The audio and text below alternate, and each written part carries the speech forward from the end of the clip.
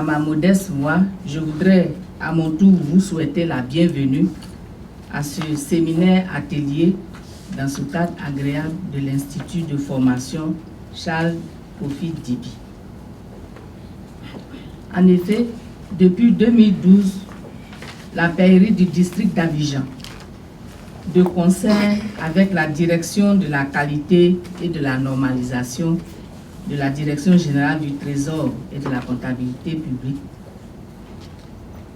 et avec l'appui matériel et financier du district autonome d'Abidjan, a mené une étude sous la supervision de M. Jacob Amenatepo, conseiller spécial du gouverneur chargé des finances, sur le thème « La stratégie d'optimisation des ressources propres du district d'Abidjan ». Vu les besoins énormes des populations au niveau des infrastructures, au niveau éducatif, sanitaire, culturel, etc., mener une telle réflexion est plus que d'actualité. L'amélioration des conditions de vie des populations du district d'Abidjan, notamment des femmes et des jeunes. Mais en même temps, il assiste à l'amenuisement des ressources que l'État veut bien retrocéder aux collectivités territoriales. La cession des compétences que l'État fait aux collectivités territoriales n'est pas toujours suivie des moyens conséquents pour pouvoir les mettre en œuvre. Devant cet état de fait, le gouverneur a pensé qu'il faille réfléchir comment lui-même trouver les moyens de son action. En l'occurrence, l'optimisation de ses ressources propres.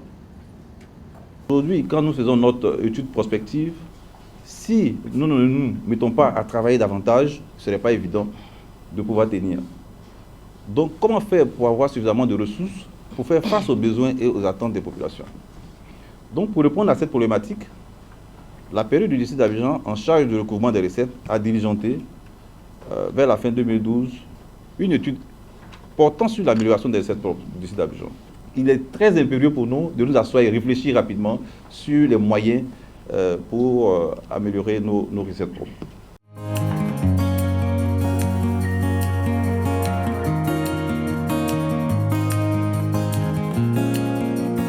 Un processus, c'est plusieurs étapes. Donc, les étapes du processus de mobilisation des recettes ce sont en 3 points, 3 phases, on va dire. La première phase, c'est la phase de la détermination de l'assiette.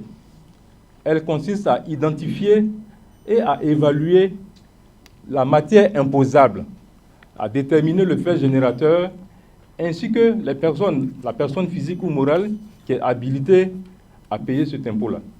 Il est mis en place en ce moment même un bureau d'études financières.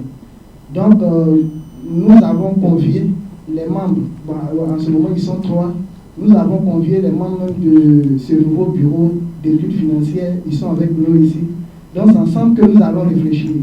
Je pense qu'ils ont déjà commencé des travaux, ils ont déjà commencé la réflexion sur ces nouvelles tâches, sur les nouvelles méthodes, les nouveaux outils de recouvrement, de détermination, de tâches, tout ça. Donc, ils sont avec nous ici. On va ensemble réfléchir.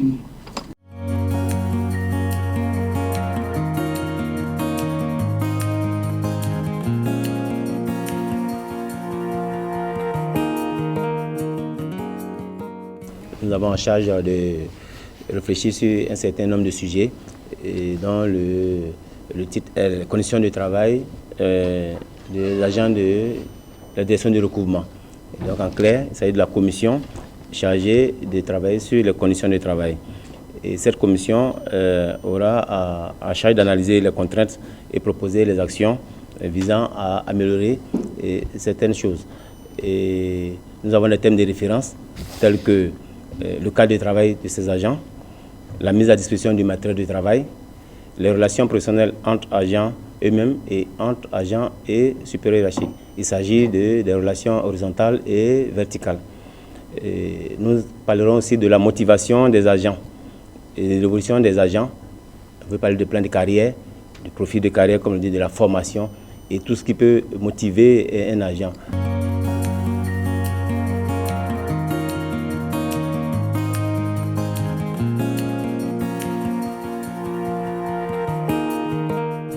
La mission de cette commission est la suivante. Cette commission juridique et stratégie spécifique de recouvrement est chargée de proposer des actions visant à améliorer les conditions ou les contenus des différents contrats et conventions, le cadre légal et réglementaire de chaque type de recette, les étapes, les outils et méthodes de recouvrement de chaque type de recette propre, entre autres, parce qu'on peut trouver d'autres. Cette commission est également chargée d'élaborer le projet d'arrêté instituant le comité de suivi et de tout autre organe créé dans le cadre de la stratégie. Voilà ainsi présenté la mission de notre commission, tout en remerciant ce séminaire d'avoir eu lieu, parce que ce séminaire nous permet de débattre, d'échanger de beaucoup de problèmes et de comprendre beaucoup de fonctionnements et de dysfonctionnements en vue de faire des propositions pour les améliorer.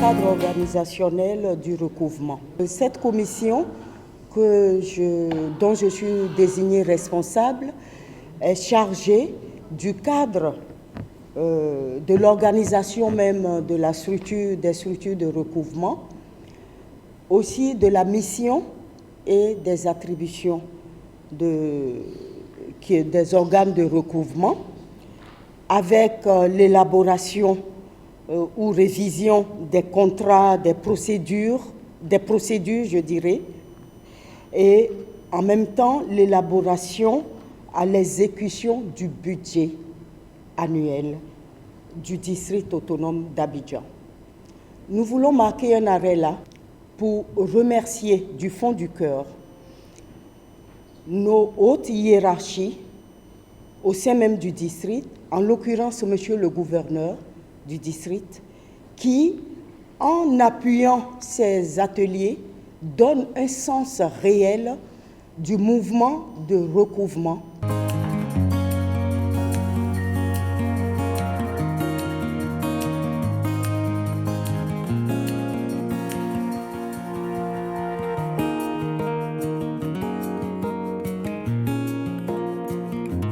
Ici, c'est la commission communication et sensibilisation. Alors, notre rôle consiste à réfléchir et à faire des propositions concrètes au comité scientifique dans sa politique d'optimisation des recettes propres du district d'Abidjan. Et en tant que commission communication, nous réfléchissons effectivement, nous faisons des propositions et nous n'allons pas réinventer le monde. Nous proposons pour les différentes natures de taxes des actions médias et des actions hors médias. Les actions médias, ce sont l'accompagnement de la presse, de la télévision, de la radio, pour sensibiliser les usagers, les populations sur la nécessité d'abord pour ces populations-là de payer leurs taxes régulièrement, mais aussi et surtout d'expliquer aux populations à quoi servent les taxes qu'ils payent.